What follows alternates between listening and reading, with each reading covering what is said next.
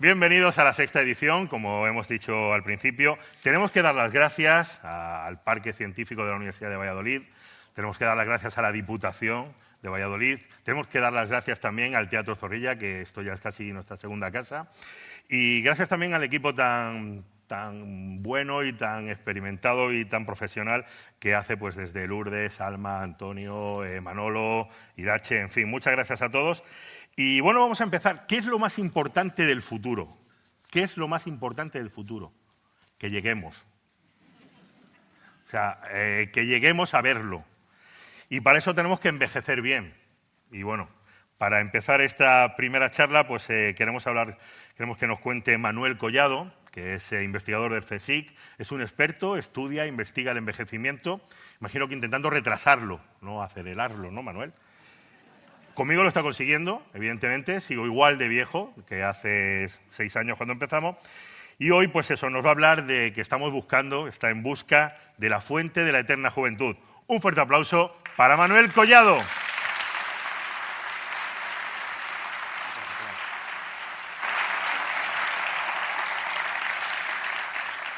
Muy buenos días, muchas gracias por estar aquí. La verdad es que es un placer venir a una ciudad como Valladolid y encontrarse un teatro lleno de gente un sábado por la mañana queriendo disfrutar de la ciencia.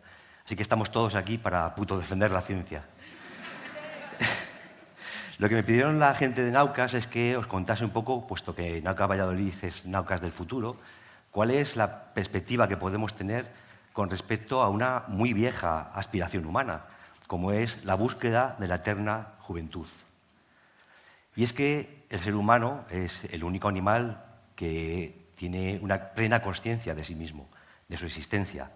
Sabe que nace, que vive, nota que va envejeciendo, que va perdiendo capacidad y que al final pues, termina muriendo. Y esto, lógicamente, a todos nos genera angustia, aparte de ser desagradable por la pérdida de capacidad. Por ello, siempre hemos aspirado a intentar vivir más tiempo en mejor estado de salud.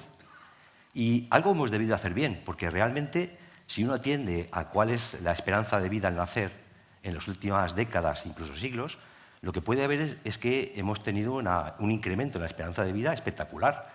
En pocas décadas hemos pasado de más que duplicar nuestra esperanza de vida.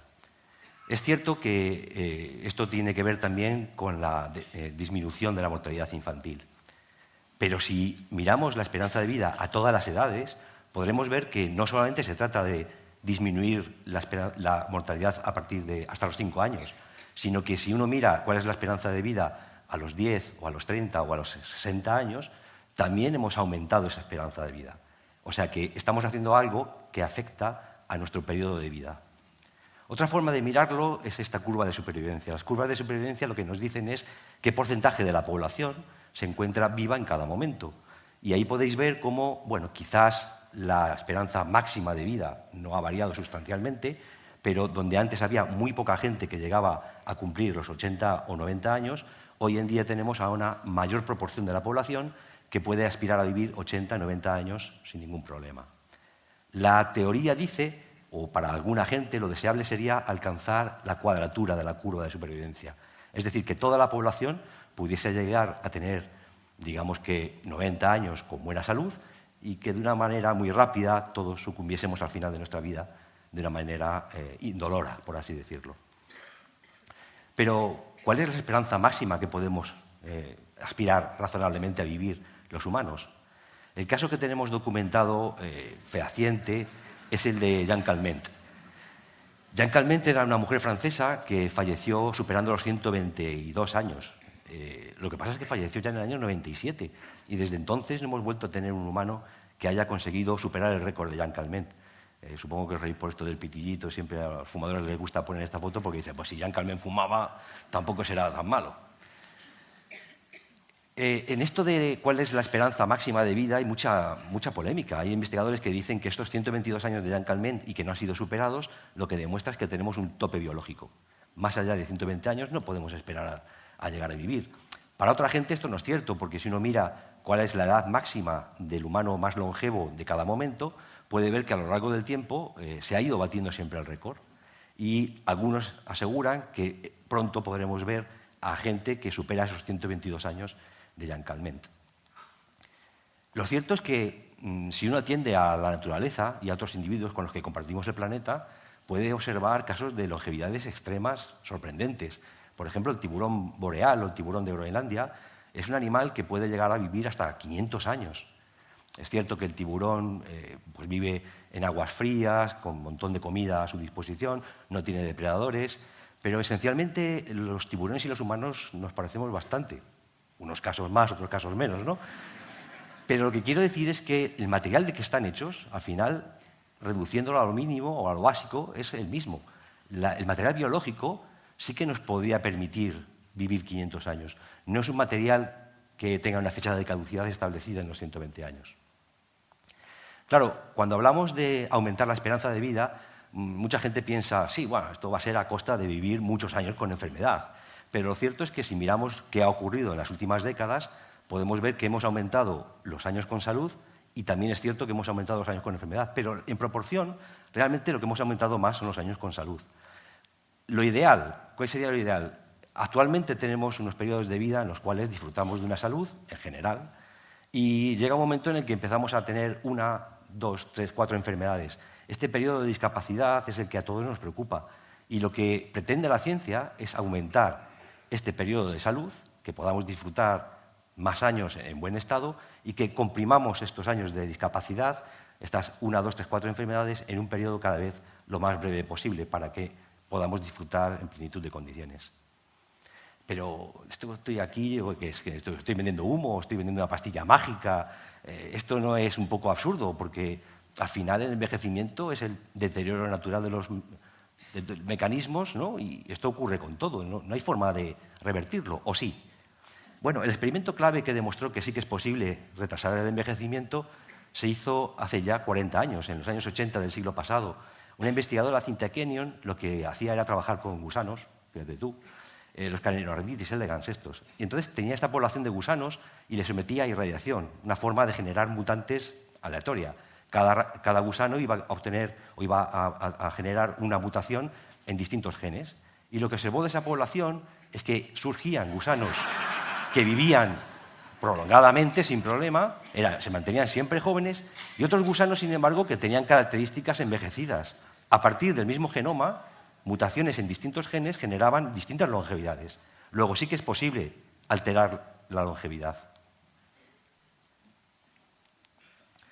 Claro, lo que realmente queremos hacer aquí, y sigo haciendo hincapié, es en atacar enfermedades, porque el envejecimiento es el factor único de riesgo más importante para todas las enfermedades.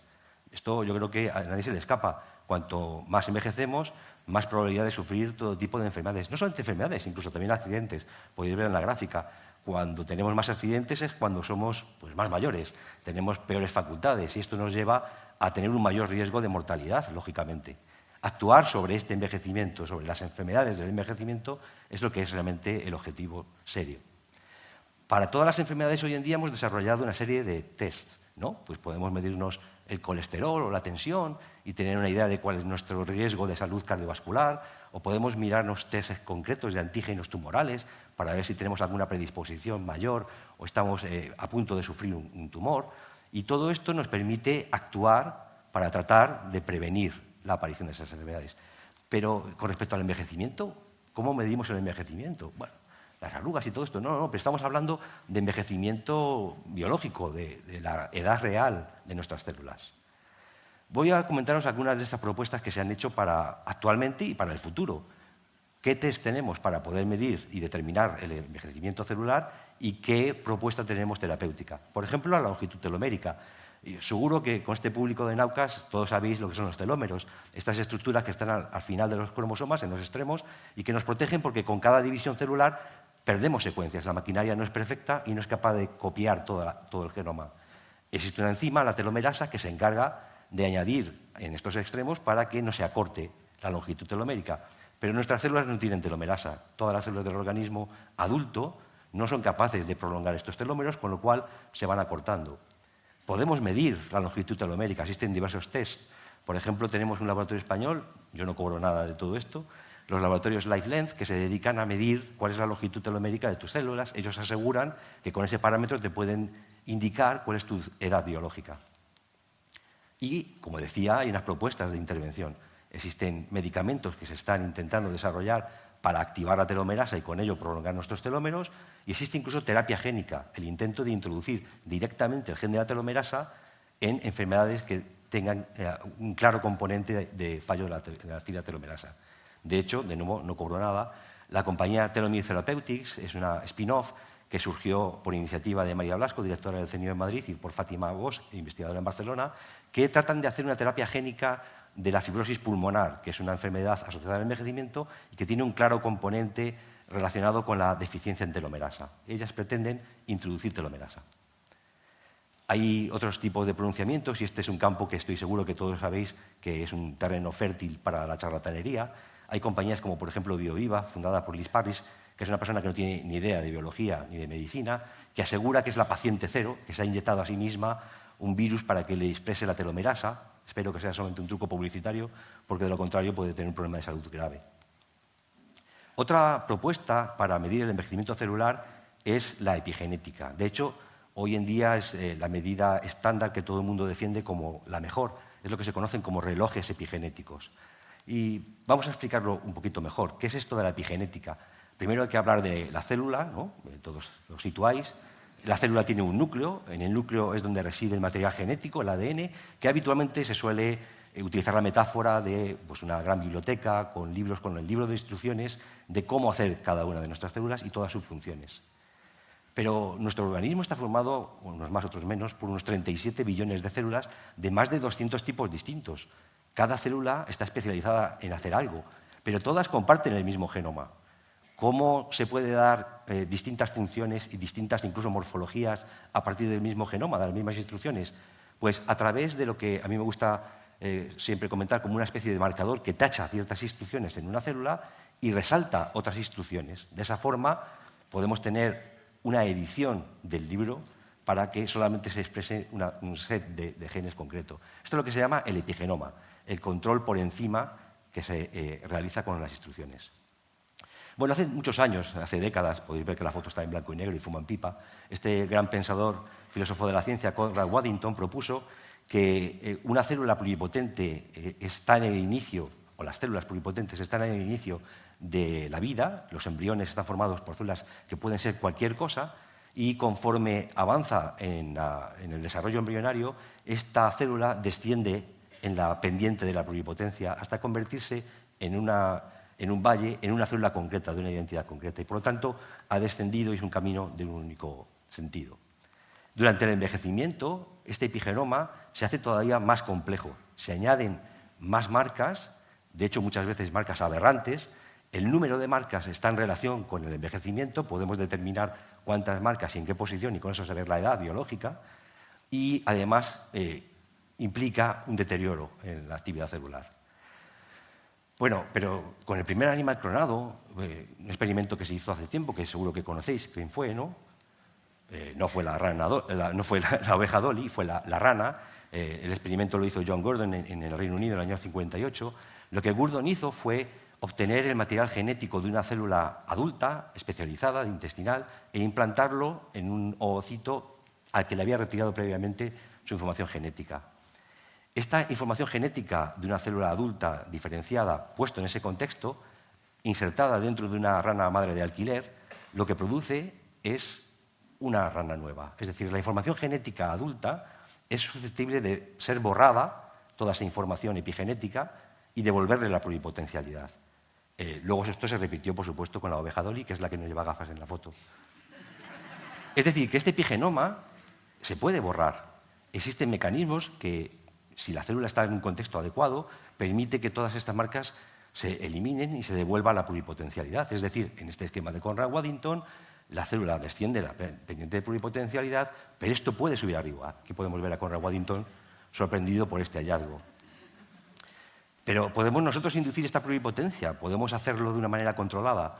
El investigador japonés Shinya Yamanaka en el año 2006 pues hizo una lista de candidatos a poder llevar esta función, fue al laboratorio, los introdujo todos y consiguió obtener células pluripotentes. Luego esto lo fue refinando hasta encontrar solamente 4 factores, OT4, SOS2, KLF4, MYC, capaces de hacer este proceso. Es decir, podemos patear a las células y devolverlas a la cima de la pluripotencialidad. De hecho, esto ocurre en nosotros constantemente. Todo organismo nuevo procede de células viejas de organismos adultos. Todo bebé procede de unas células, no hace falta que se explique el proceso, pero ya sabéis, procede de células que son viejas, tienen una edad. Pero nosotros no queremos con estos factores coger ancianos y convertirlos en bebés. De hecho, sabemos, por investigaciones, por ejemplo, de mi amiga María Abad, que si utilizamos, ella genera un ratón en el que se puede expresar estos factores de manera continua y lo que surge son procesos de desdiferenciación hasta células pluripotentes en un organismo, que es algo que no debería estar ahí y forma un teratoma. Pero estudiando con detalle este proceso, lo que los investigadores empezamos a darnos cuenta es que es un proceso, como siempre, gradual. Hay una desdiferenciación progresiva, una reprogramación parcial, y luego hay un punto de no retorno. A partir de ahí ya todo va hacia la pluripotencia. Pero, ¿y si paramos esto antes de que se haya conseguido desdiferenciar por completo la célula, hacemos que la célula retorne y lo que habrá hecho es eliminar de las marcas de envejecimiento y convertirse en una célula joven? De hecho, Alex Ocampo, otro investigador español, lo que hizo fue emplear los ratones estos, como los que hizo María Abad, y controlar una expresión parcial, cíclica, de estos factores, y con ello consiguió que ratones viejos rejuveneciesen. Alcanzan una edad avanzada en muy buen estado de salud. Claro, nosotros no queremos hacer esto con genes, lo queremos hacer con productos químicos, porque sería mucho más seguro. La idea es dar con un cóctel de compuestos, de fármacos, que aplicado a nuestras células nos permitan borrar las marcas de edad y convertir en unas células jóvenes y sanas. Otro mecanismo o otra medida del envejecimiento es la senescencia celular. Hemos hablado de células viejas que pueden rejuvenecer, pero hay otras células que son un poquito más complejas que estas, que son células senescentes. Muchas veces se compara con células zombies. Son células que no están ni muertas ni vivas, pero que son perjudiciales para el organismo y que se van acumulando. Son células que se han defendido frente a agresiones y han quedado ahí por algún motivo que no entendemos muy bien. Hace tiempo que nos planteamos qué ocurriría si las eliminamos. Para esto surge entonces la idea de compuestos o de fármacos senolíticos, compuestos que sean capaces de actuar sobre células de estas senescentes, estas células dañadas, y las mate específicamente, mientras que en células jóvenes, en células normales, no les hagan nada, no sean perjudiciales, no sean tóxicos. Esto se ha aplicado ya a modelos animales, se ha hecho muchísimas veces con modelos de envejecimiento, pero también con enfermedades asociadas a envejecimiento en modelos animal. Y lo que ocurre es que funciona sorprendentemente bien. Ojo, no hay que echar las campanas al vuelo, que nos conocemos y luego en ciencia, cuando se crean demasiadas expectativas, pueden venir las pegas. Cuando se descubra que puede haber algún tipo de, por supuesto habrá algún tipo de pega. Lo cierto es que lo que se ha propuesto es que si en el envejecimiento vamos acumulando estas células senescentes y eliminarlas es algo positivo, nos puede permitir rejuvenecer, quizás deberíamos ahondar más en la investigación que nos permita encontrar este tipo de compuestos para tener una especie de tratamiento preventivo, que te puedas tomar la pastilla del colesterol por la noche, la de la tensión y la del senolítico, y de esa manera mantener un estado juvenil más tiempo. Otra variante de esto es no matemos a las células senescentes, quizás bastaría con entender bien cuál es el aspecto perjudicial que tienen y tratar de actuar sobre él, xenomórficos, compuestos que sean capaces de atenuar los efectos negativos derivados de las células senescentes. Pero, ¿cómo sabemos cuántas células senescentes hay en el organismo? No tenemos ni idea. No hemos desarrollado ningún test que nos permita saber cuántas células senescentes hay. La terapia está funcionando porque disminuye el número de células. Estamos en ello. Otra posibilidad es tratar de ayudarnos de nuestro aliado, del sistema inmunitario. Os he comentado que estas células se acumulan y no deberían acumularse. Nuestro sistema inmunitario durante un tiempo es capaz de reconocerlas y eliminarlas, pero de alguna forma que no entendemos, cuando envejecemos, nuestro sistema inmunitario no las reconoce o no las mata eficientemente. Entonces, lo que se ha propuesto es seguir un poco la senda ya recorrida por los investigadores del cáncer, y seguro que suena todo esto de la inmunoterapia, es potenciar nuestro sistema inmunitario, para que reconozca las células que no deberían estar ahí y eliminarlas.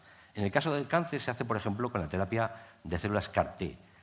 Básicamente se obtienen células linfocitos T del propio organismo y se modifican identificando qué es lo que hace distinto a la célula tumoral, lo que se llama un antígeno tumoral, diciéndole al linfocito T, mira, esto es lo que tienes que atacar. Le das una herramienta antígeno tumoral y vuelves a implantar esas células. Es decir, un poco este esquema que se ve aquí, del propio paciente se obtienen las células T, se modifican en el laboratorio para que sean capaces de atacar a las células tumorales, se amplifican, se vuelven a introducir en el paciente y el paciente es capaz de eliminar las células tumorales.